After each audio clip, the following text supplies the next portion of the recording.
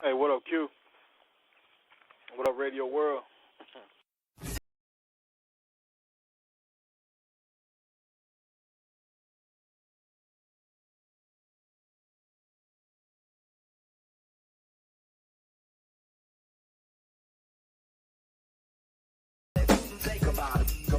And this is my show, the Talk to Q radio show. Caller, go ahead. Hey Q, how are you? What up, what up?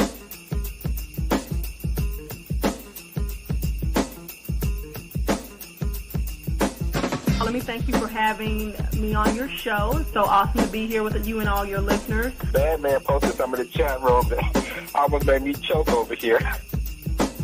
My man Ray out there in New Jersey. Ray, what's going on, man? Hey, what's up, man? How you doing? I ain't telling you don't screw. Screwing's cool. Some women are down for it.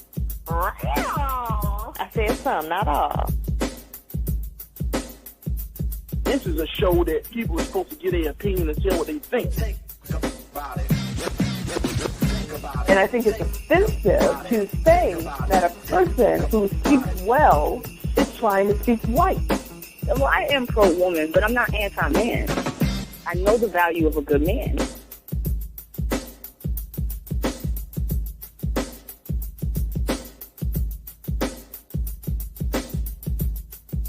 Is that it?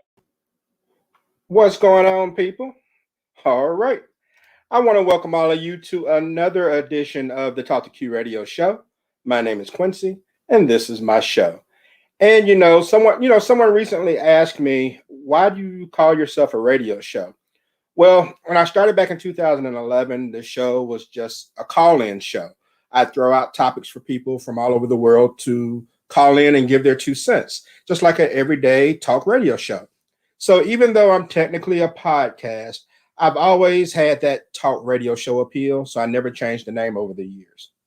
All right. Well, before we get started, I'm going to take a quick commercial break, and then we'll be right back with my guest. Do you love movies? Then subscribe to the Movie Buffer YouTube channel to get honest and insightful movie reviews along with interesting facts about the films. Join this interactive community where comments are welcome. Reviews on current, classic, and hidden gems are posted weekly. See you on the Movie Buffer.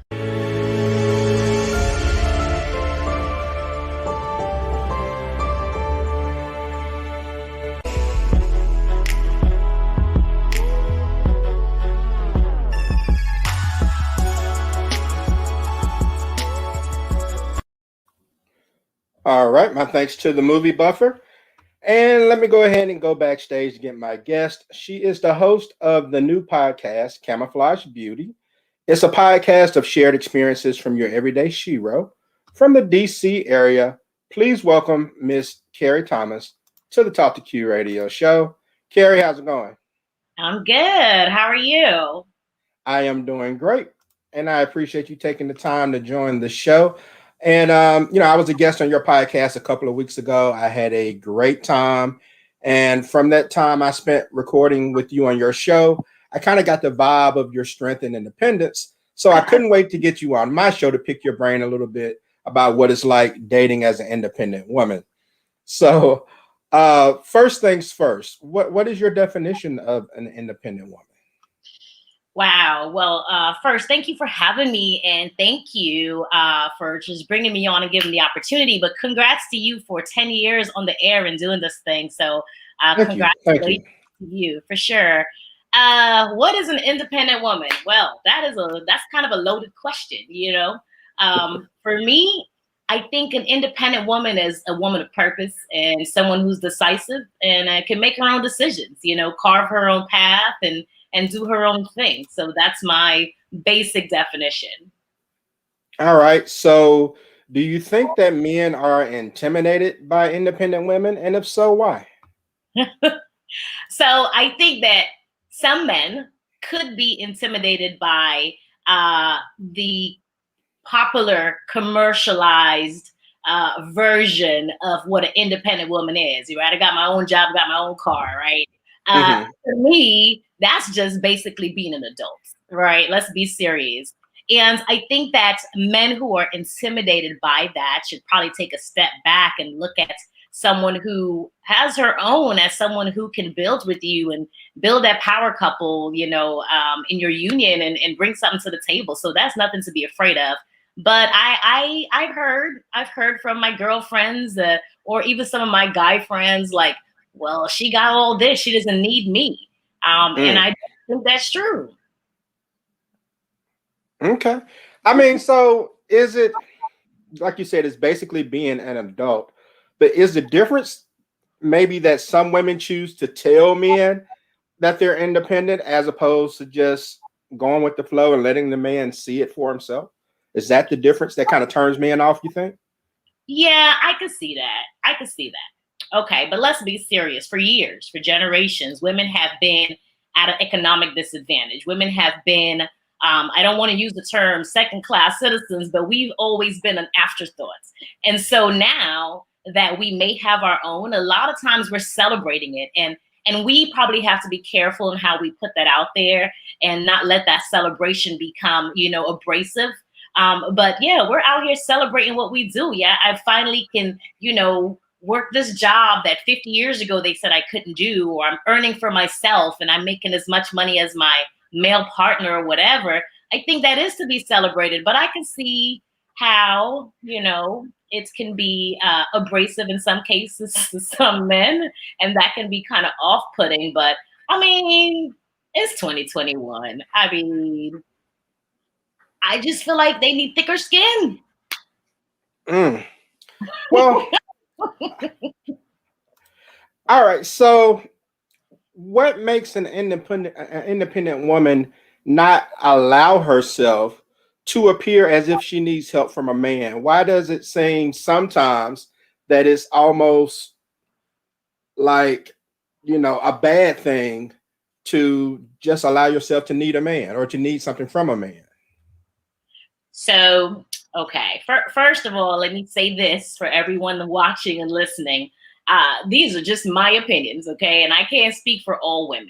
But personally, I want to be clear. I need a man. I can't speak for everybody else, but I consider myself to be independent. But I also understand the value of a man. I don't think it's that we don't need a man, but we don't need a man to remind us that he's the man, right? The same way you're saying, if I have to consistently remind you that I'm independent is off-putting to a man per se, it's the same way for a woman. If you have to always tell me, oh, you the man, I'm the man. Okay, I understand that you're the man, but if you have to keep saying it, then I mean, are you really though? Or are you trying to convince yourself? You know what I mean? You trying to convince me, or you trying to convince you? Right. And I think that's how a lot of men look at the same way with women who say they're independent. So I guess we're both dealing with the same thing in a lot of ways. Mm-hmm. So it has nothing to do with vulnerability as far as maybe allowing a man to feel like he has that you need him. So being vulnerable is hard, whether you are a man or a woman. It has everything to do with vulnerability and trust. And if you have been hurt, more times than often, or if you've experienced that kind of a rocky relationship consistently, or whatever the case is, I mean, it could give you some type of fear to be vulnerable to this person. I don't even think that has anything to do with being an independent woman. I think that's just really relationships and allowing yourself to trust some stranger to claim they love you and they're going to take care of you. And a lot of times it turns out that that's not what they do and they hurt you. And then you have to go out here and build yourself up again. You know what I mean? Mm-hmm. Put your armor on and build yourself up again to maybe even experience the same thing or worse. That takes a lot out of you. Okay. All right. So let's help men understand independent women.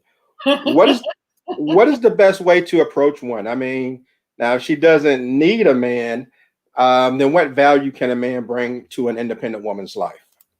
So for me, I'm like, okay, show me, show proof, right? Show me what you can do. Yeah, you can tell me anything the same way I can tell you anything.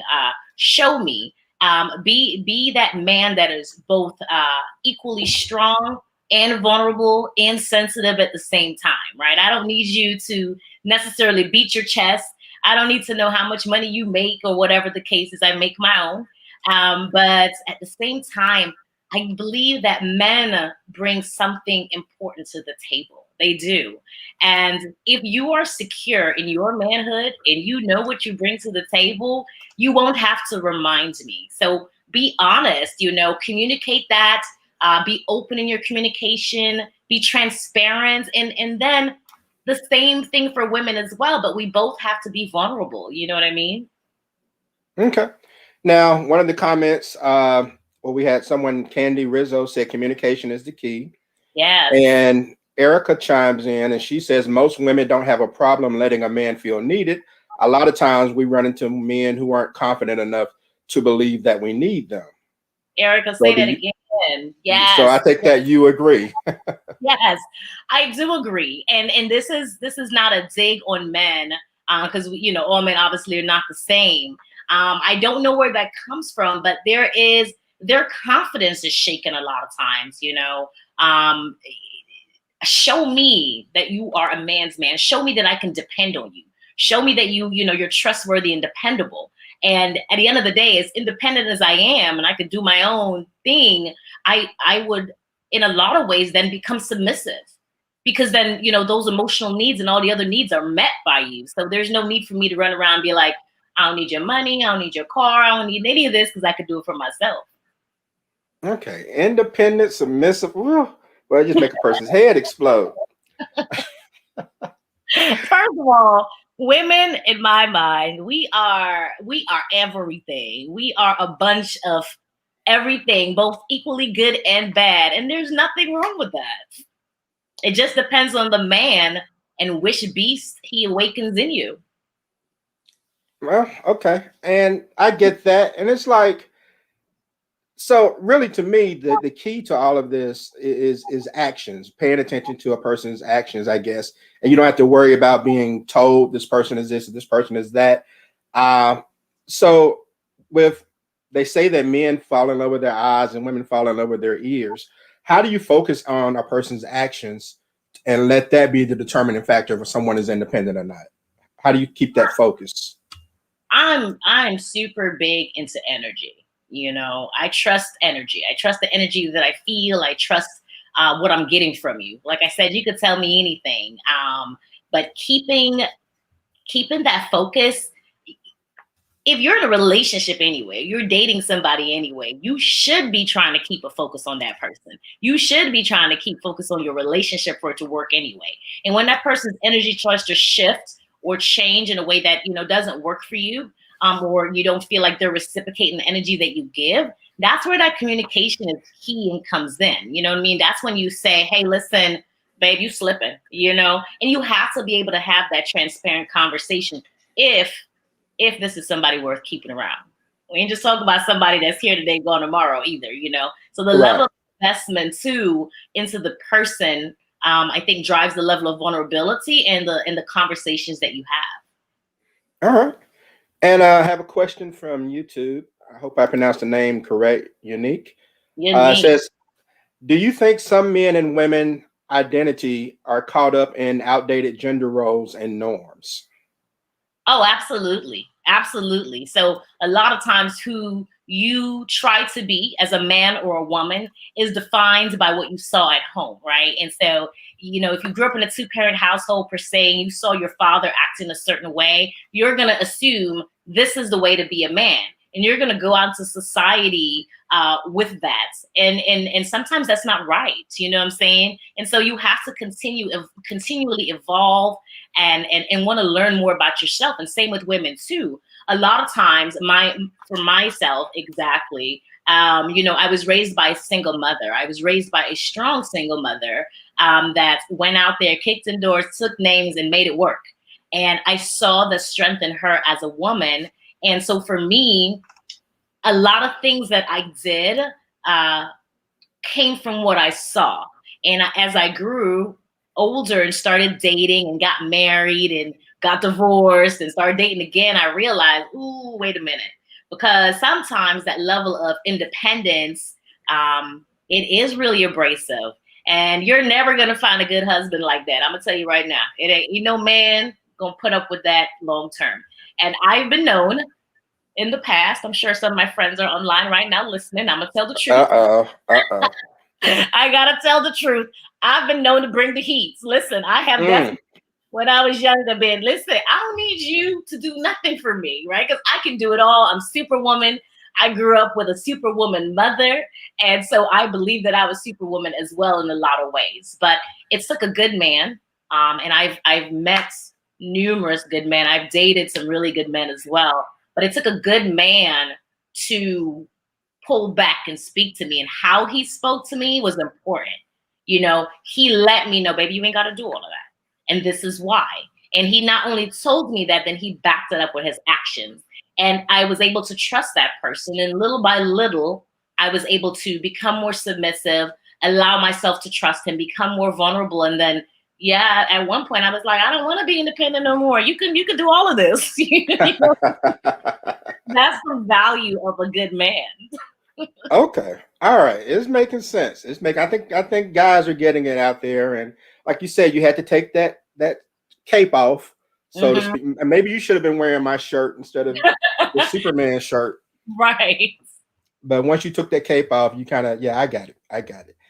And okay, Amy chimed in and said, if a man had an issue with me being an independent woman, it would raise a red flag for me that he would be controlling in a relationship. So do you think that some guys look for women who are, I guess, dependent so that they feel like they have leverage in a relationship? Absolutely. I had a girlfriend a couple years ago, you know, we just have our girl talk, and she and I are extreme opposites in personality. And I remember telling her, and I was telling this story to one of my other girlfriends recently. I remember telling her, the kind of men who date me would never date you. And the kind of men who date you would never date me, right? And it's nothing wrong with that. It's just that everyone is attracted to a different type of energy. And some guys really just want a docile church girl. That's not the right term. I know somebody gonna be offended because I said church girl, but y'all know what I mean. I got you. They want somebody, because I'm a church girl, but you know, maybe not fit that definition. So they want someone super submissive and docile, and they feel like as a woman, that's what you should do. So you want me to be home and, you know, raise children and bake bread and whatever, I don't know, whatever our grandparents did. And I'm like, but are you going to build me a house? You know what I mean? Can you sustain this household and income on your own and provide things that I need for my children as well? And, you know, some guys don't like that. They have to be the one who makes more money, or it bothers them and it challenges their masculinity. All right. So let's talk about being single and what that means. When a woman says she's single, I mean, what exactly is that? Because to me, when women say that, I think they're saying that they're not going on dates, you know, but guys, we're thinking that, well, maybe she's just not committing to anyone. She's dealing with different dudes or something like that. I mean, so what does being single mean? So, I mean, I think it depends per person, right? What's single for me may not be single for another woman. That's just the starting point of the conversation. If you ask me if I'm single, my first answer to you response may be yes. If you leave the conversation that's your fault. Do you know what I mean? But if you want to know what that means to me, you know, then you need to ask more questions, or maybe you shouldn't ask if I'm single, because technically, if we really want to be technical about it, you're either married or you're single. So if you're not married, pretty much, absolutely, you're single, right? Right. So if you're interested in dating and having a relationship, maybe it should be the way you approach the conversation as the man says, hey, you know, I've been watching you for a while, or we've known each other for a while, and I'm interested in dating you or taking this further. Then that opens the conversation, you know, to a dialogue more so than just a, you know, are you single? Yes or no? Check this box. Right. And I agree with what Erica said in the room. She said some people are single and some people are single. And it's just hard to determine sometimes what someone means by that, because some people, there's some, ambiguity behind it. Because I once went out. Well, I didn't go out. I almost went out with a single woman until her live-in boyfriend called me one night. So everybody's definition of single appears to be different. So I'm trying to figure out if there's some type of uniformity somewhere. So I have a girlfriend, shout out to La Constance over there in Hawaii. I have a girlfriend that has coined the term super single. And she'll say, I'm super single. I ain't got no husband. I ain't got no boyfriend. I ain't got no kids. I don't even have a pet, right? So that's super single. I don't have anything going on. However, not because I'm single means I'm available either, right? Please explain. I mean, I could be single and not available, and hell, not interested either. You know what I mean? Sometimes we just tell you we're single for it depends. Some women are blessed enough to where they get multiple men, calling them, DMing them, all that. Not me. I'm not that lucky, but some women are. And, sometimes it's just easier to say, I'm single, or I'm not, or I'm in a relationship, or I'm not, whatever, versus just saying I'm not interested. Because unfortunately, some men don't take kindly to that. They get offended for whatever reason that you're not interested in them. Yeah, that's true. And all right, so what about some of the statuses and titles that some single women have for men in their life? Like, oh, he's just someone I'm dealing with, or what did I do last night? Oh, I had drinks with a friend. I mean, why do some women have a hard time just saying what it is? Okay, so I've heard the saying that every woman needs 5 different men. Okay. Okay. I don't know what the 5 are, but you need 5 different men. You're going to need the emotionally connected one, and the fine, physically attractive one, and the financially stable one, and you need the church going boy. I don't know, whatever your 5 are. And sometimes we place different people in different categories. So I learned a few years ago from my ex-husband, actually. My ex-husband told me after we got divorced, you need to date multiple people. And I was like, what? I can't do that, right? Women don't do that. But that's really what dating is. And so you go out there and you date numerous people. And so I may put you in a category because we don't have a necessarily commitments, right? So we're not in a full-blown relationship. We are dating, and I placed you in this category for myself. And so, I mean, I don't think it's anything wrong with that. You just got to do what works for you. Yeah, I agree with you that people should explore their options, I would say. I'm not saying necessarily go as far as maybe a Lori Harvey and put pictures of you and the guy on Instagram. I mean, not that serious. That's a relationship. But as far as just dating, I don't agree. And the reason is, no. And so maybe in 1999 that was a relationship, right? But in 2021, everything is on Instagram. People post what they're eating for breakfast, what the outfit they're going to wear tomorrow. Everything is online somewhere. So for her, she may not even be thinking anything of it. I do think it's us in an older generation that are looking at her like, oh, y'all made it, Instagram official. This must be serious. Where she's just like, nah, we just kicking it. He may be gone next week. You know what? That may be true. That don't mean I agree with it, but that may be true as far as what's going on. So I see what you're saying there. But all right, so what about for people who are single for a long time? Do you wonder if, as a woman who may be single, if you're single for a certain period of time, do men start to think that something's wrong with you, whatever? Especially if you're good looking. Do you think guys kind of put that label on you if you haven't been in a relationship in a while? I 100% agree with that. So a few years ago was the first time I heard it. I told somebody, some guy I met, that I was single, and he asked me kind of how long I was single, and I told him to. And he literally asked me out loud, like, "What's wrong with you?" And I'm like, "I'm crazy." I mean, I didn't even know what to say at that point. And I remember asking one of my guy friends, like, dude just told me that something was wrong with me. And he shared with me that, you know, he had recently gotten married. And when he met his wife, she also was single for a long time and just on her grind doing her thing. And he also thought something was wrong with her. Like, wait a minute, no one else has scooped her up. However, what he did was he took the next step and said, I'm still interested. She has been single for a long time. I'm not sure why, but because I'm interested, let me take that next necessary step, show her I'm interested, and watch and see if she's crazy for myself. Because one person's version of crazy, or whatever the case is not for everybody. So for me, I do think men feel like that. But one of the things I love about women empowerment is that it gives us the ability as women to do now today that we weren't able to do 50 years ago. So if I want to be single for 5.2 years, that's my business. Right. And if you think something is wrong with me because of that, that's your business, you know, and you just have to accept that for what it is, because the truth is, so I've been officially single for some time. And I've been single for some time because I realized in the past, I had been a train wreck in some relationships.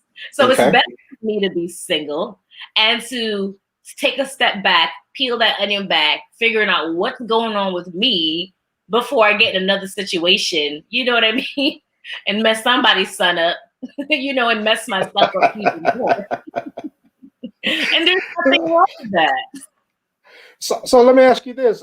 Why is it, well, was it hard for you to do that self-evaluation and say, you know what, let me sit on the bench for a while and get things together before I get back in the game? I mean, was that difficult to make that decision?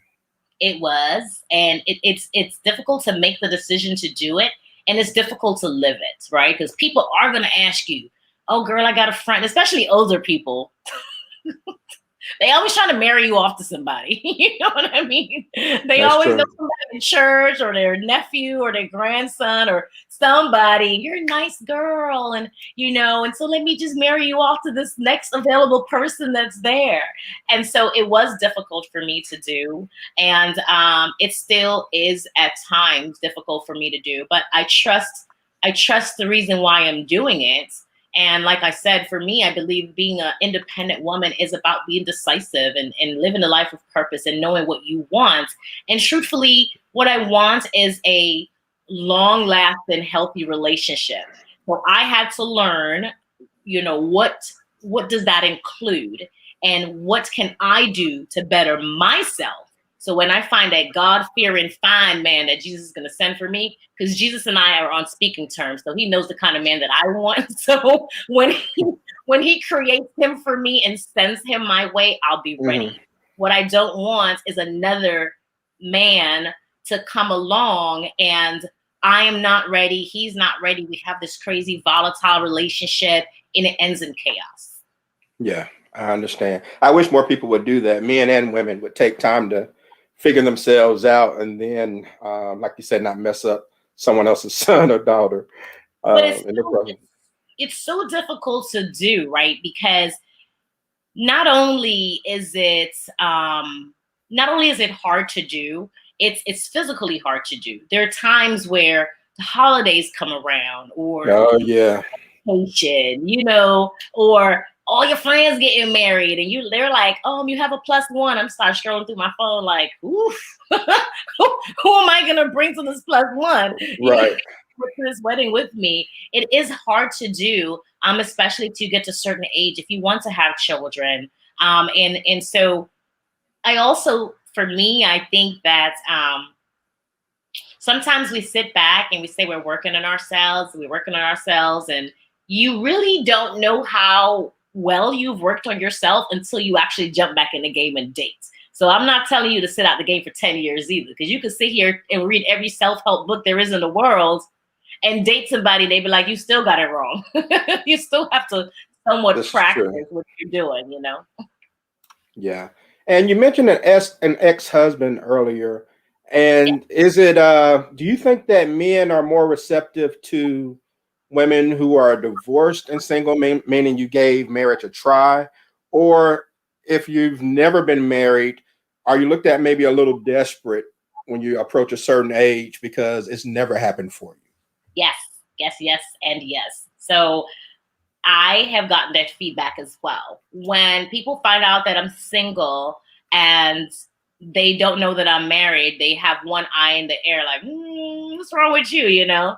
And then when I tell them that I was married for some point in time, they look at me more favorably. And I think that is because they feel like, some other man has taken a chance on you and tested you out already.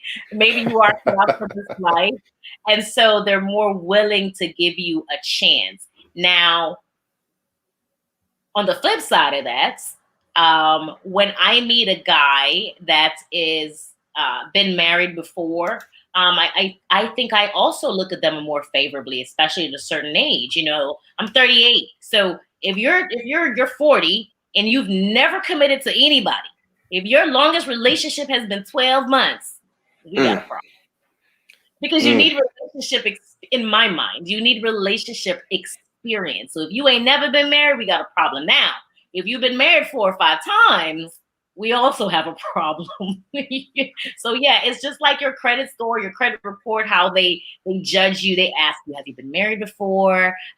You know, education, all these things. I kind of feel like dating process goes through a lot of the same questions. That's true. You know, there are a lot of people out here who they've probably taken longer to pay for an iPhone than they have been in a relationship. So yep. And that's just, to me, that's sad. However, in 2021, you know, sometimes too, you know, saying that you are a independent woman, you know, putting that at the forefront of the conversation, that's that comfort or fake comfort that you sleep with at night, right? Because, and I say that because that is almost to tell some men, because you feel like you ain't gonna commit anyway. I know you're not gonna commit. You're not the commitment type. And I just want to let you know that I don't need you anyway.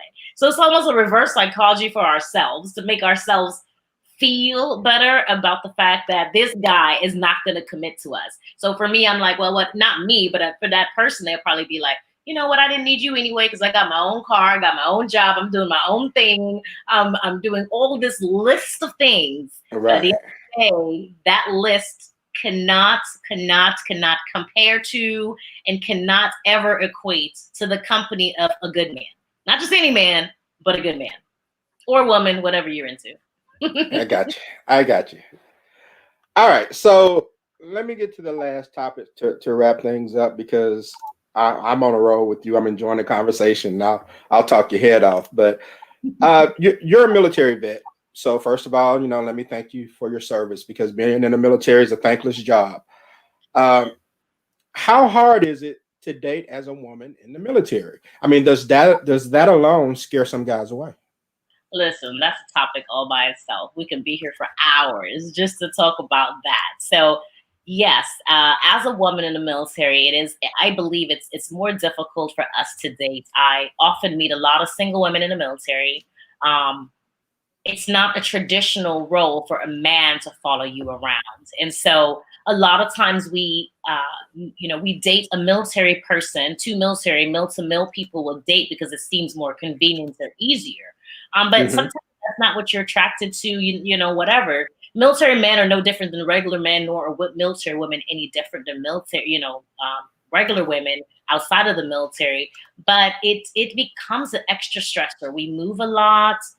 You know, if you're in a particular city, you meet them today and then, hey, everything is going good. And 6 months later, you have to leave. I don't think that's the ideal way for a relationship. And so it's easier sometimes for us to date a military man because what's understood doesn't need to be explained, and they understand the nuances of the job already. Yeah, I have a cousin who is married, and he and his wife are both in the military, and they've both been deployed at different times to the Middle East. And so how difficult, is it to date as far as when it comes to deployment? I mean, someone goes months or even a year without seeing someone. I mean, that has to be extremely hard on the relationship. Yes, it is.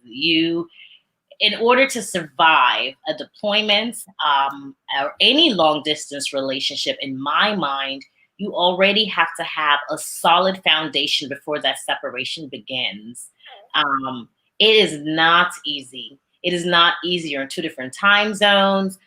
We both work with people of different sexes. So if there's jealousy in the relationship already, more than likely I'm deployed and I'm hanging out with the guys. If you can't handle that, and you're all the way, millions of miles away, that may feel, you may feel threatened by that man or woman.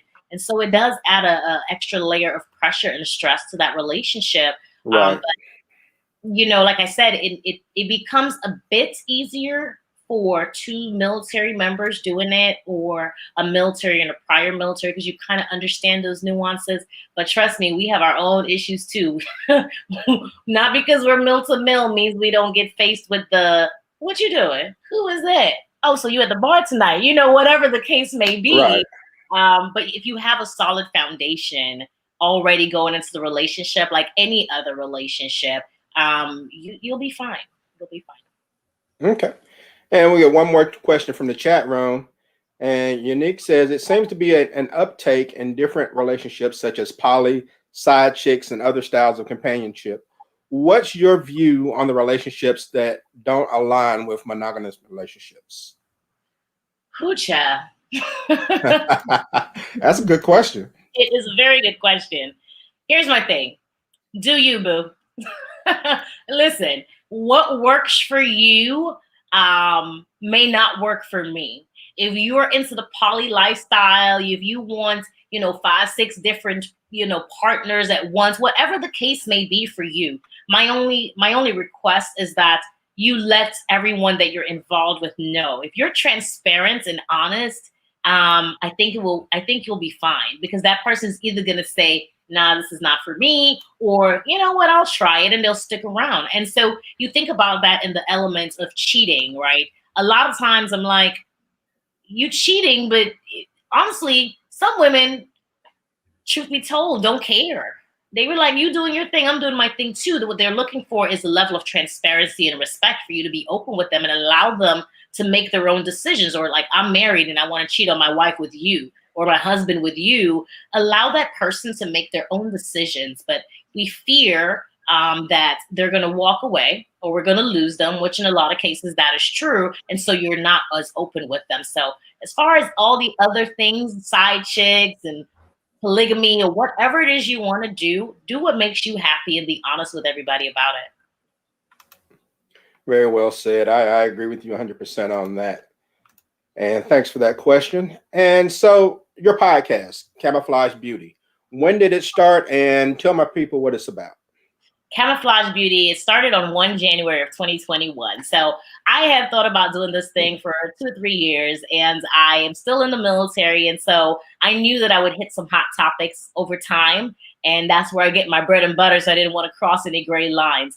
But of course, 2020 happened to everybody, right? And I said, why not now, and why not me? And so I decided to do just that. And, I'm not sure what's happening here, but I decided to do just that and start the podcast. So it's for military women. It's a shared experience of military women. And I love that because every woman, sorry about that, somebody was calling me. If you're listening and you're calling me, stop calling. Stop calling. But it's a shared experience for military women by a military woman. And has nothing to do with me. It's not about me. It's about them. I want everyone to feel comfortable sharing their stories, understanding that everyone has a story. You can look at somebody and not really even know the hell they've been through. You know what I mean? And that story can inspire one other person. And sometimes, especially in my world, that one story can save somebody's life. Absolutely. All right. So let the people know where they can find you. Where can they connect with you online? Where can they find your podcast? So I'm on Instagram at Camouflaged Beauty _. I'm also on Facebook at Camo Beauties. If you search Camouflaged Beauty on Google or anywhere else, you should find me. And it always says it's a shared experience for military women. All right. Sounds great. Well, Cary, it's been a pleasure to have you on, and I'd love to do it again someday in the near future. Maybe have you join my guest panel for a show sometime because I think you're really smart. I think you really think things through, and those are the type of people I like to bring on to the show because it just drives discussion about things we need to talk about. There's so many things that people avoid, and because of that, they don't allow for younger people to learn. And so to have these conversations that may not be in mainstream type of media, I think is great for people to get an opportunity to hear it from someone who's been through things to tell their truth and allow them to make decisions about how they can approach things going forward. Absolutely. So I want to thank you for joining the show. And like I said, we'll do it again soon. Absolutely. Until next time. Bye-bye. Be kind. All right. And I want to thank everyone for joining. Do you have a topic? Do you want to be a guest? Then inbox me on social media at Talk to Q. You can find me at all things at Talk to Q. Or you can email me at talktoqnow@gmail.com. So I hope that everyone has a pleasant evening. And you've been listening to the Talk to Q radio show. Well, if you're on Facebook or YouTube, you've been watching the Talk to Q radio show. No experts, just opinions. All right.